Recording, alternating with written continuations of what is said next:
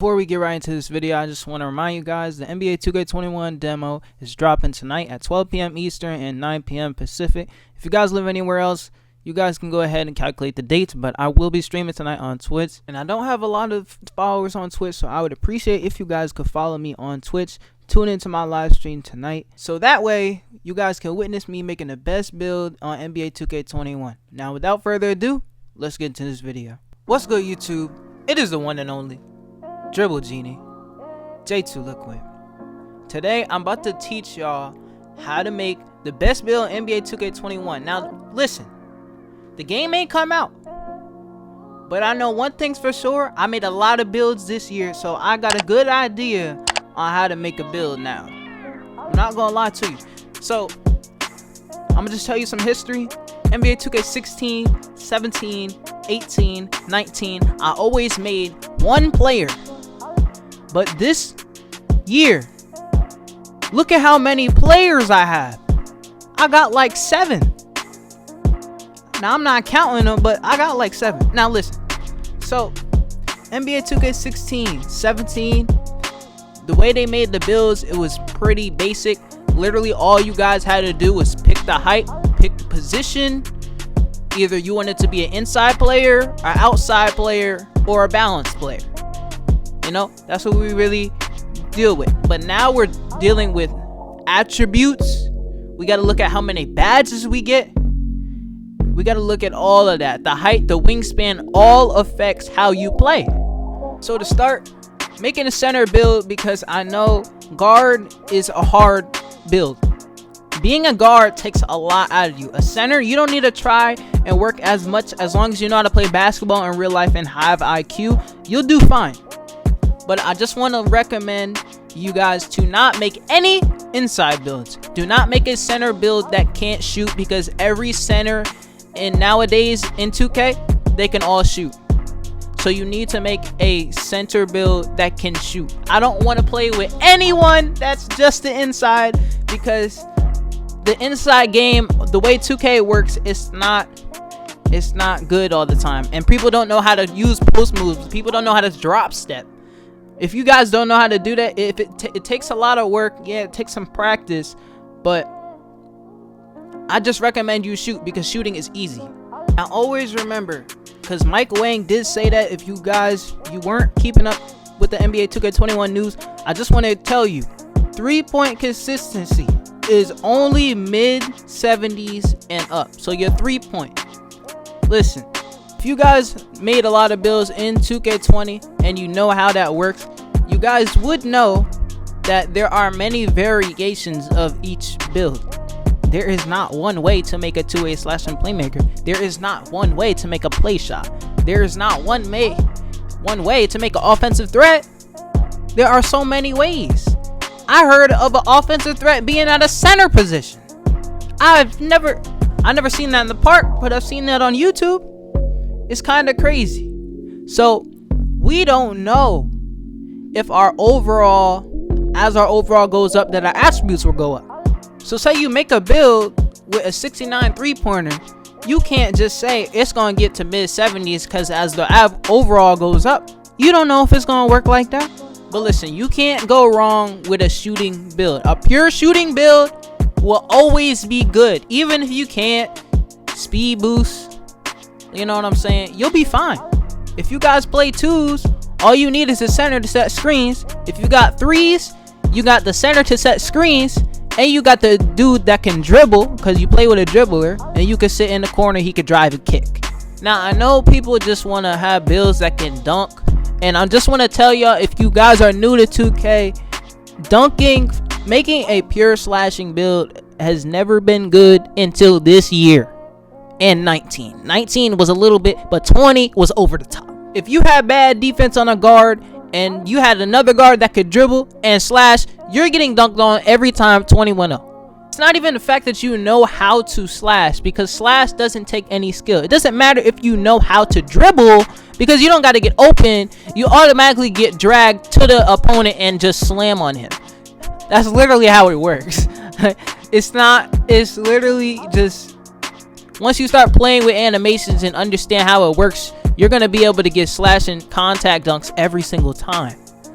So that's how this game works, and it's frustrating because when you have a build with low defense, you thinking, oh, defense is just, you guys know how to play defense. You guys don't need to know how to dribble, because all you need to do is like one between the legs, go to the paint, and as soon as he's in the paint, you can't do nothing. But that's all I really want to talk about as far as gameplay wise. I feel like they don't mess with the gameplay. Now 2K21, the 2K community, they listen to them. They listen to 2K community, but they listen to the wrong people. So all this time, I figured it out. All this time, this is literally like people complain about ankle breakers way back in 16. And that's why playmaking takeover now doesn't work. You see how long, like back in 2K16, people was like, you would get ankle breakers every single time, bro. But now playmaking takeover is the only way to get ankle breakers, really, and it's not even that good. You could do so many dribble moves in this game now, and drive by him, all that crossover. You can drive by him, but he just won't fall. You feel me? He won't get any type of animation like NBA 2K16 and 17. You know, so based off what everybody is saying, something needs to be taken out. They're listening, but they're listening to the wrong people, like I just said. But the reason why that's happening is because some people played some certain games, and then some people played another. Like, we're all different people. We're all used to certain things. We all play different with different players. So it's our experiences are all different. So yeah, some people skipped 2K18 and went to 19. Like they played 17, skipped 18 and went to 19. And then they playing or they skipped 19 and then they went to 20. You feel me? Because I know there's people out there that be like, I'm gonna buy this game this year, but I'm gonna skip this year and then I'm gonna get the next one the year after that. Like they just skip a year. They get it every other year. You feel me? I know that sounded kind of crazy. I hope you guys understood that. But anyways, my build, when I make my build, I'm gonna make a build that can always get rebounds, because every 2K16, 17, 18, 19, 20 is the only year I really struggled with getting rebounds on a point guard, because for some reason, I don't know what it is, but I always crash the boards even if I miss a shot. So I always crash the boards. I like to help, but like, you know what I'm saying? It's just the switching aspect. When I'm playing with a slow center, he can't really switch. So that's why, you know, you got to understand how you're going to make a build. If you made a center, you got to control the speed. And it's not even if your build is fast, people don't know how to control their stamina. And they use the right trigger too much. And Mike Wang was right about it. I'm not going to lie. So people say Mike Wang cap a lot. But this year for 2K20, he has said that the stamina aspect will be a problem, and he was 100% right. I believe him. He was 100% right about that stamina. But you know, once you learn how to control it, then you're gonna be good. But I know a lot of centers did have that problem with that. The only thing I don't like about 2K20 is that I getting fast breaks. I feel like I'm fast enough because I'm a point guard, right? And because a center has chase down artists, I get blocked on a fast break. Me thinking I'm fast, and then the center is jumping so high up and just glassing me. I'm like, it's crazy. It's kind of crazy. I just don't like that aspect, because I feel like if you're a point guard, being that position, you should be fast. Your handle should be fast. You shouldn't lose stamina. But based off 2K, I don't feel like they look at positions. Positions don't do anything. It doesn't matter what position you make it. It's really all about your attributes, your height, your weight, your wingspan. They don't care about the position, because you can do anything at any position. LeBron James can speed boost in this game. If not this game, NBA Live, because I swear he was like a point guard. Is he a point guard now? He's pretty much a point guard, small forward. That's the kind of builds we got now. 6'8" point guards. But I feel like 6'8" point guards, they gas that up like it's gonna be good, but I don't feel like it's gonna be good. I don't know if it's gonna really be good. But it really just depends on, you know, people always like making tall centers. Never max out your center build. I'm gonna be honest with you. Don't max out the height of your center build. If you make a center build, don't max out the height. If you make a guard build, don't max out the height. I don't think that 6'8" is not gonna be that good. Cause you know why? It hasn't been good since 2K16. 2K16, you can make a 6'7" point guard and speed boost, dribble, get contact dunks, shoot, everything. They wouldn't do that and put that back in the game. They might. We all gotta test it though. Making a build is gonna take a long time because I want to do a lot of stuff. I want to do like everything.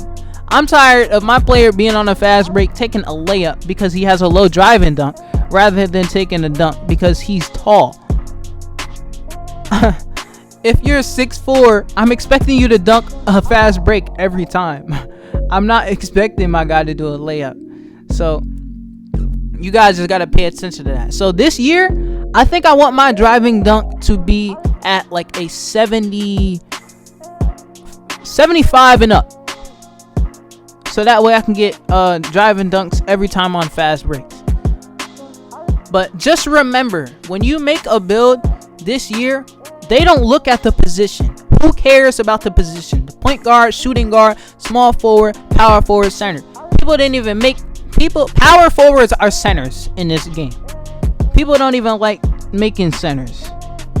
But certain positions, the only thing where positions matter is the badges that you get. I believe the amount of badges, the attributes. Now how you upgrade them is just gonna be all up to you. But guys, when you make your first build in NBA 2K21, you just want to make a build that you're probably familiar with, understand your playstyle since you played 2K before. If you haven't, then just ask me questions on Twitch. Follow my Twitch. I'm gonna be streaming tonight. Twitch.tv/JayTooLiquid. This has been your boy, JayTooLiquid, and I'm out.